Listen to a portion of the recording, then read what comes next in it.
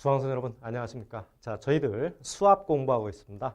우리 지난 시간에 수압의 기초 개념부터 용어들 공부하셨죠? 그걸 바탕으로 이번 시간에는 좀 이자율 수압을 어떻게 활용하는지 아주 중요한 파트입니다. 함께 공부하도록 하겠습니다.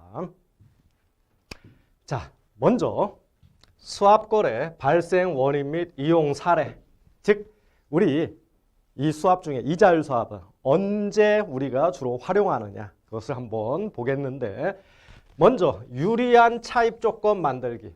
자, 기업들은요 자신의 신용도에 맞게 돈을 빌려옵니다. 당연히 신용도가 높은 기업들은 저리로 이자를 빌리고 자금을 빌리고, 신용도가 나쁜 기업들은 높은 금리로 대출을 받겠죠. 그냥 자기에 맞는 대출을 끌어오면 됩니다. 그런데 왜 수압을 이용하느냐?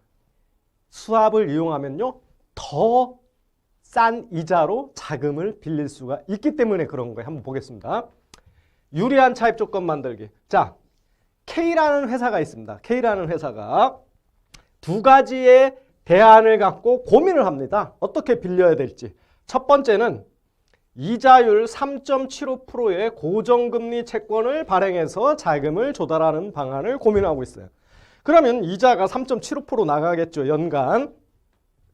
두 번째는 리보 플러스 0.05%의 변동금리로 차입하고 싶어요. 변동금리. 이거는 고정금리죠. 이건 변동금리. 자, 어떤 걸 택할까 고민합니다. 그런데 K회사는요, 고민을 하지만 어떤 차입을 원하고 있냐면 첫 번째, 고정금리로 빌리고 싶어 한다는 거예요. 그럼 그냥 빌리면 되잖아요. 그런데 수압을 이용하기로 했어요. 그 회사에 우리 여러분들처럼 수압을 공부한 똑똑한 친구가 하나 입사를 한 거죠. 그래서 수압 시장을 이용한 겁니다. 그랬더니 더 싸게, 이거보다 더 싸게 빌렸다는 거예요. 결과적으로 한번 보겠습니다. 자, 이 수압 금리는 뭡니까? 수압의 가격이죠. 앞에가 매도율, 즉 수압 딜러가 받고자 하는 고정금리고, 뒤에 나와 있는 3.40은 비드레이트, 즉 페이레이트입니다. 수압 딜러가 고객한테 지불하고자 하는 고정금리. 이렇게 호가를 양방향으로 제시했습니다. 이 상황에서 자, K사는 먼저 수압시장을 이용하기 위해서 변동금리로 돈을 빌려와요. 근데 이것은 자기들의 원래 차입 목적은 아니죠. 변동금리로 돈을 빌려온다. 그럼 이걸로 빌려올 수 있죠. 그래서 리버 플러스 0.05. 여러분들 수압은요 항상 자금의 흐름을 잘 그림을 그려보면 돼요. 그래서 자금, 변동금리로 돈을 빌리면 이자는 어떻게 나가요? 반대로 나가는 거죠. 나한테 들어오는 게 아니고. 그러니까 이자가 화살표가 이렇게 돼 있죠. 그래서 리버 플러스 0.0으로 돈을 빌려온 다음에, 근데 이거는 자신들이 원하는 차입 조건은 아니란 말이에요. 그래서 수압 딜러와 변동금리는 받고 고정금리를 주는 이러한 수압 거래를 한 겁니다. 그래서 이러한 수압 거래를 하면 결국은 우리가 원하는 건 뭡니까? 내가 원하는 고정금리로 빌리게 되고 이자도 3.75%보다 싸게 빌리는 거예요. 이걸 밝히면 되죠. 자, 보겠습니다. 그러면 한번 보겠습니다.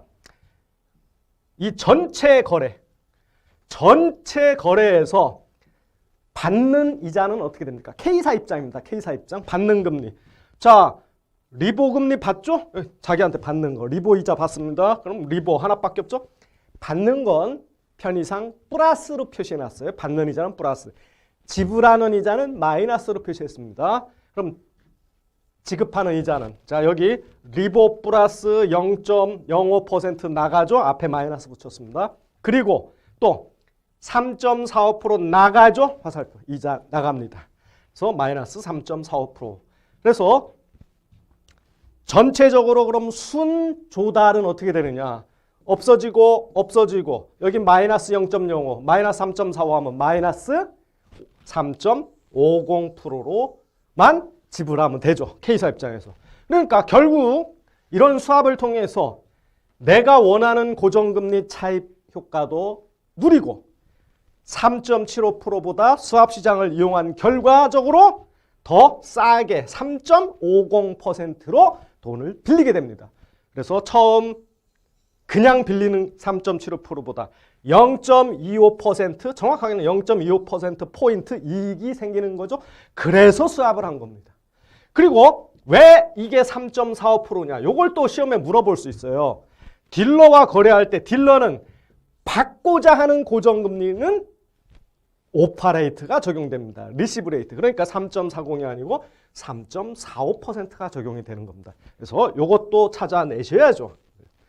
그러면 딜러도 요 차이 0.05% 결과적으로 이익을 볼 수 있고 이 K사도 원래 차입하는 것보다는 0.25%포인트 이익을 본다. 이러니 수합을 안 할래 안 할 수가 없겠죠. 그냥 빌린 것보다 나으니까. 그래서 똑똑한 수합을 하는 직원을 잘 뽑으면 회사가 이만큼 이자도 절약한다. 뭐 얼마를 빌릴지 모르겠지만 기업들 규모 큰 기업에서는 굉장히 많은 돈을 빌리잖아요. 거기에 0.25% 이익을 받는다면 뭐 웬만한 사람 연봉 그냥 바로 뽑는 거죠. 자, 이번에는 비교 우위를 이용한 수학 거래입니다. 이 비교 우위는 뭐냐면요. 우리가 신용도가 높은 기관이 절대적으로 싼 이자로 돈 빌려요. 그런데 절대 우위가 아니고 상대적으로 고정금리로 빌릴 때, 변동금리로 빌릴 때 어디서 더 남들과 더 대우, 즉 더 싸게 빌릴 수 있느냐. 그걸 따지는 거예요. 보시면 자, A회사는요. 고정금리로 돈 빌리면 3.50%로 빌리고요. B사는 4.50%로 빌릴 수 있어요. 그러면 당연히 A사가 절대 우위를 갖고 있죠. 고정금리. 신용도가 높은 사람이 싸게 빌리니까.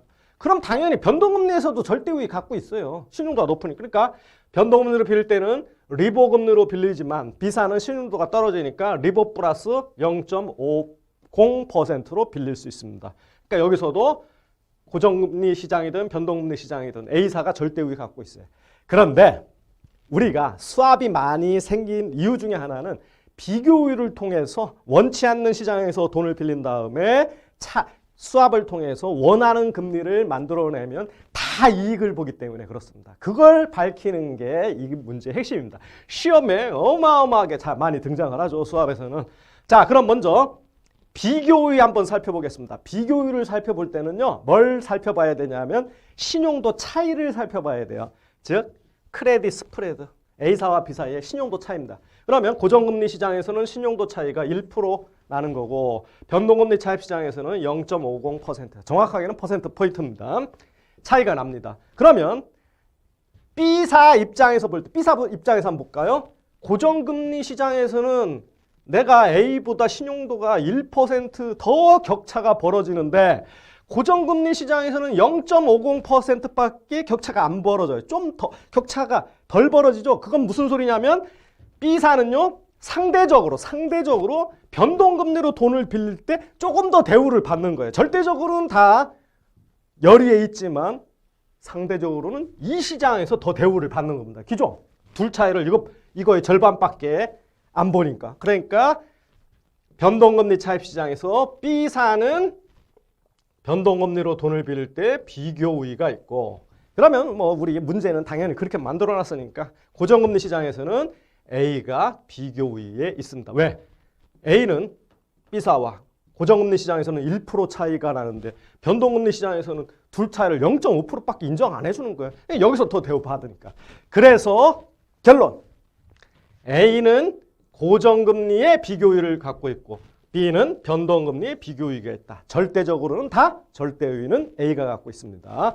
자, 이걸 찾아냈고 그 다음에 해야 될 거 이제 수합을 해야 되는데 A사는요. 비교 우위는 고정금리에 있지만 얘들이 원하는 건 변동금리로 빌리기를 원하는 거예요. B사도 변동금리에 비교 우위가 있지만 원하는 건 고정금리로 원하는 겁니다. 그러면 이 수합을 해서 이익을 보기 위해서는 어떻게 해야 되냐면 비교 우위에 있는 시장에서 돈을 빌린 다음에 수합을 통하면 즉 수합 딜러를 통해서 수합을 하게 되면 자신이 원하는 차입 조건도 달성하고 다 이익 보기 때문에 그렇다. 그래서 A는 먼저 비교 위에 있는 고정금리로 3.5%로 차입합니다. 3.5% 차입하고 차입하면 고정금리가 나가는 거죠? 나가는 겁니다. 그러면 이걸 변동금리로 바꾸기 위해서는 들어오는 고정금리를 받고 변동금리를 주는 수합이 필요하죠. 그래서 고정금리를 받고 변동금리를 지불하는 수합, 리시버 수합이 필요합니다. 딜러와.